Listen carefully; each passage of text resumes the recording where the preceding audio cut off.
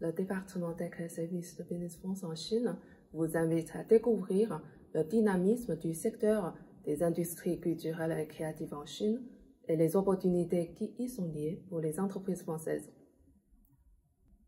Le développement de la classe moyenne chinoise et du pouvoir d'achat ont conduit à l'essor rapide de la consommation de biens, de services, de loisirs et notamment de biens et services culturels. Pour la population urbaine en particulier, la part qu'occupent les activités culturelles est devenue de plus en plus importante. La crise sanitaire du Covid-19 et le confinement qui en a découlé ont impacté les habitudes de consommation de services et de produits culturels de la population chinoise. On note une population ultra connectée à l'Internet via mobile, avec un accès aisé à la consommation de produits et de biens numériques culturels. Croissance rapide également du nombre d'abonnés payants sur des plateformes de vidéos en ligne, ainsi que du nombre d'utilisateurs de services de musique en ligne et de lecture numérique. Ma collègue Chachin et moi-même allons vous présenter deux sous-secteurs des ICC en Chine à fort potentiel offrant de nombreuses opportunités pour les entreprises françaises.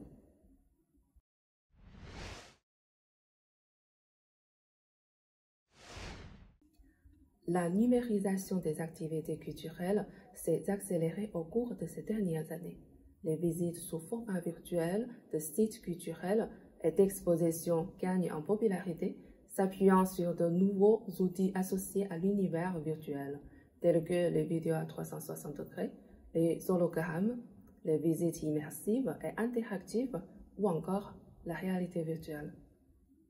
Le marché est en pleine expansion. Cependant, malgré le nombre croissant d'investisseurs et d'aides allouées au développement technologique du secteur de la réalité immersive en Chine, on constate encore un manque de contenu créatif.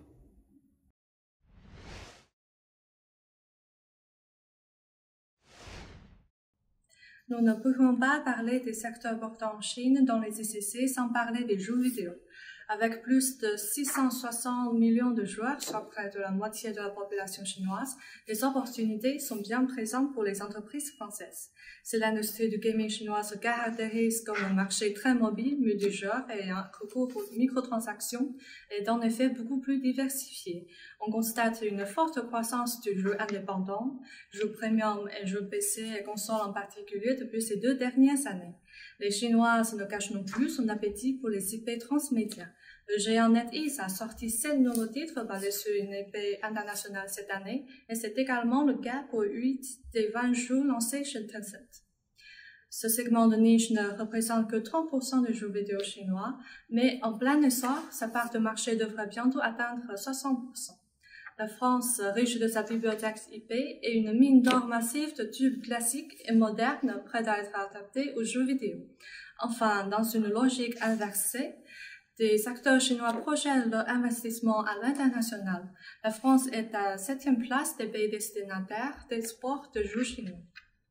Cette tendance d'internalisation du secteur pourrait également profiter à la filière française au travers de partenariats. Merci de nous avoir suivis. À très bientôt.